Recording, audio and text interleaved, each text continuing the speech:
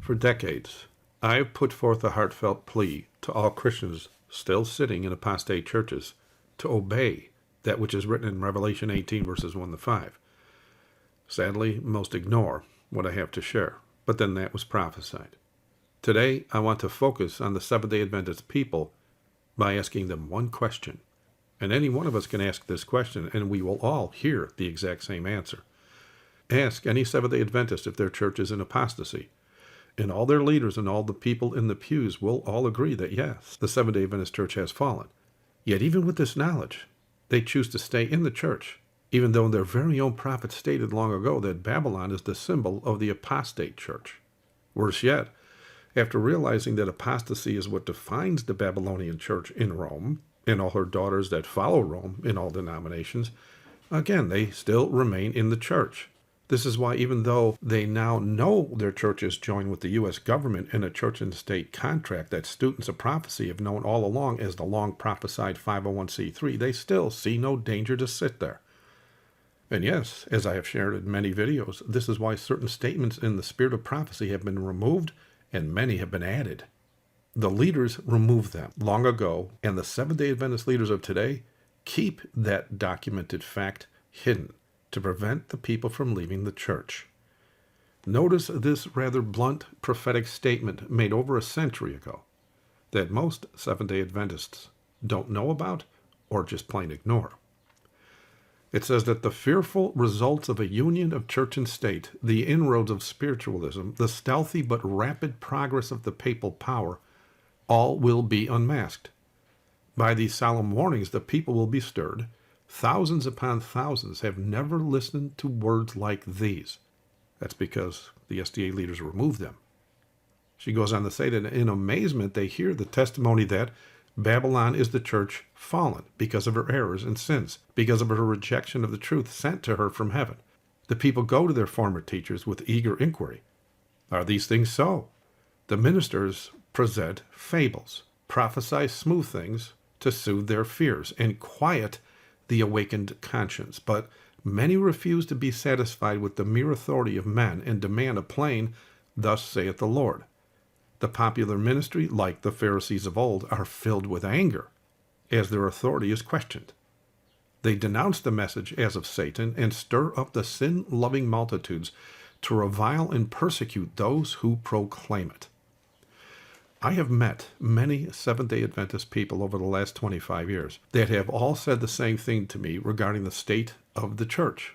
When they realized their beloved church stopped being the beacon of truth she once was to now become a bold and arrogant sister to Babylon and Rome, they tried to warn their leaders and even their brethren, only to be cast out of the church by angry pastors and sometimes even hateful church members. But now, decades later, the truth is known far and wide. Many people left the Seventh-day Adventist Church and refuse to be called SDA to this day because, as also prophesied, a fearful stain was brought upon the cause of God, which would cleave to the name of Adventist, like the leprosy. And how big is that fearful stain? Notice just a few of the literally hundreds of articles, pictures, and videos I have listed on SDAapostasy.org. These articles overwhelmingly declare that just as prophesied, the Seventh-day Adventist Church has become one with the Roman Church. And this happened even after they were warned we are in danger of becoming a sister to fallen Babylon, of allowing our churches to become corrupted and filled with every foul spirit and cage of every unclean and hateful bird. Did you notice that when describing the future state of the Seventh-day Adventist Church, Sister White literally echoed that which was penned in Revelation 18, verse 2, that described Babylon? It says, "And he cried mightily with a strong voice, saying, Babylon the great is fallen, and has become the habitation of devils, the hold of every foul spirit, and a cage of every unclean and hateful bird." As I share a few of these strange and sinful fruits of this fallen church, if you're SDA, you need to ask yourself, do you agree with all these sinful acts? I mean, after all, you have to realize that whenever anyone from outside the church looks upon you, knowing that this is the Seventh-day Adventist norm for today, They will think, with much evidence to rely on, that staying in such an apostate church means, by your actions alone, that you must be in agreement with all your church does. For if you weren't, like so many before you, you would have come out of her by now. And so be honest and ask yourself, are you really in agreement with having dozens of Sunday-keeping Seventh-day Adventist churches? Are you okay with the Hope Channel glorifying the Jesuit logo on camera when a little girl sings a song?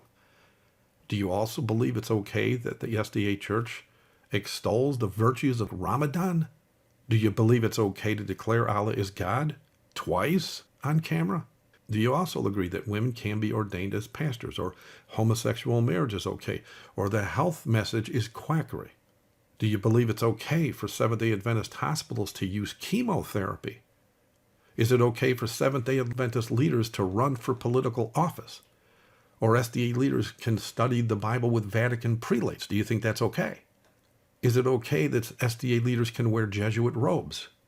Are you okay with the fact that your leaders in the Seventh-day Adventist Church call the Pope a holy leader? Are you okay with the fact that they say that the Pope is no longer to be considered Antichrist? Are you also okay with the fact that your church is yoking in a legal binding contract with the U.S. government, of all things? Do you believe it's okay to gamble and drink on Sabbath day, and it's okay to hold a Roman Catholic Mass under a Seventh-day Adventist banner at a racetrack? Do you think it's okay to use tithes to gamble in the stock market? Is it okay to give your tithe to the Pope, as your church is now doing? Do you believe it's okay for the Adventist Health to promote the Catholic ascension of Mary into heaven? Or do you believe it's okay to break the laws of the land and hide illegal immigrants, as your church is now doing? Do you think it's okay to have Catholic doctrine in the Seventh-day Adventist hymnal? Is it okay to participate in the Vatican ecumenical meetings at the United Nations? Is it okay to honor the Pope with a gold medal? Do you believe it's okay for the Seventh-day Adventist hospital to merge with Catholic hospitals now? Or do you believe it's okay for the SDA hospitals to abort babies? And do you also believe that it's okay that the Seventh-day Adventist leaders committed the greatest fraud in U.S. history and had to pay $20.3 million in fines when caught, and they used your tithe monies to pay that? Do you believe it's okay for the Seventh-day Adventist Church to join the church with the second beast of Revelation in a binding contract? Or is it okay to sue their own brethren, as they've been doing for many years now? And is it okay to use the tithes to pay for lawyers to sue your brothers and sisters in the faith? Is it okay with you that hundreds of Seventh-day Adventist pastors are now using the art of witchcraft in hypnotism, or NLP, and they're doing this during church sermons to mesmerize the people, to keep them in the pews? Do you believe it's okay for the Seventh-day Adventist Church to officially deny the three angels' message? Is it okay for the Seventh-day Adventist leaders to rewrite the Spirit of Prophecy books so as to hide their prophesied corruptions? And finally, do you also believe it's okay for your church leaders to embrace Vatican dogma to declare the Trinity of Rome to be doctrine? I simply do not have time to surf through hundreds of articles that you see scrolling on the screen right now that prove the Seventh-day Adventist Church has become a sister to fallen Babylon, just as their own prophet declared they would. Sadly, I just discovered today that while scrolling through these articles to share with you in this video, that some of them have been removed from the internet by the SDA Church so as to keep the truth hidden. But truth can never really be hidden. Eventually, all those with eyes that see are going to know what they're looking at and come out of her before the plagues begin. And seeing how the Pope wants to assure the mark of the beast is enforced using his fake climate change agenda, and he wants this as a done deal by 2027, and he wants his New World Order in power by 2030, those in apostasy today have little time to obey the Lord and escape the plagues of Revelation. Thank you for watching. God bless.